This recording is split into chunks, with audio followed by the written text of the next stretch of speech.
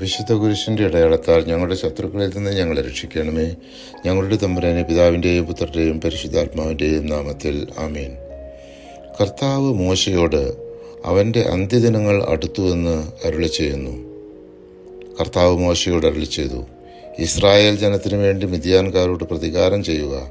അതിനുശേഷം നീ നിന്റെ പിതാക്കന്മാരോട് ചേരും. സംഖ്യ 31 അധ്യായം 1-2 തിരുവചനങ്ങൾ.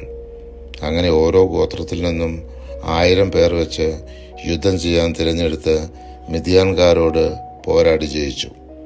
മോശ പറഞ്ഞു, കർത്താവിൻ്റെ മുമ്പിൽ യുദ്ധത്തിന് പോകാൻ ആയുധവും അണിഞ്ഞ് അവിടുന്ന് ശത്രുക്കളെല്ലാം ഓടിച്ച് ദേശം കീഴടക്കുന്നതുവരെ നിങ്ങളിൽ യുദ്ധശേഷിയുള്ളവരെല്ലാം അവിടുത്തെ മുമ്പിൽ ജോർദാൻ്റെ മറുകരയിലേക്ക് പോകുമെങ്കിൽ ദേശം കർത്താവിൻ്റെ മുമ്പിൽ കീഴടങ്ങിക്കഴിയുമ്പോൾ നിങ്ങൾക്ക് മടങ്ങിപ്പോകാം.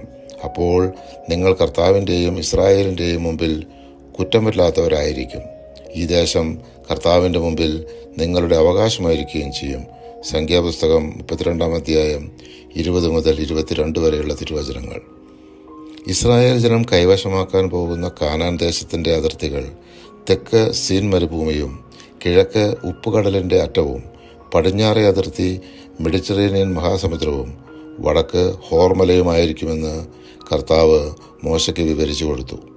ലേവ്യർക്ക് അവകാശമായി 48 പട്ടണങ്ങളും ധാരാളം മേച്ചിൽ സ്ഥലങ്ങളും കൊടുക്കണമെന്നും കർത്താവ് കൽപ്പിച്ചു.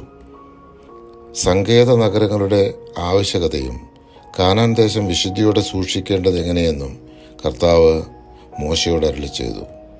വിവാഹിതയുടെ അവകാശങ്ങളെപ്പറ്റിയും ഓരോ ഗോത്രത്തിൽപ്പെട്ടവർ അതേ ഗോത്രത്തിൽ തുടരണമെന്നും അതുപോലെ മറ്റ് കൽപ്പനകളും ചട്ടങ്ങളും ജെറീക്കോയുടെ എതിർവശത്ത് ജോർദാന് സമീപം മോവാബ് സമതലത്തിൽ വെച്ച് കർത്താവ് മോശ വഴി ഇസ്രായേൽ ജനത്തിന് നൽകി.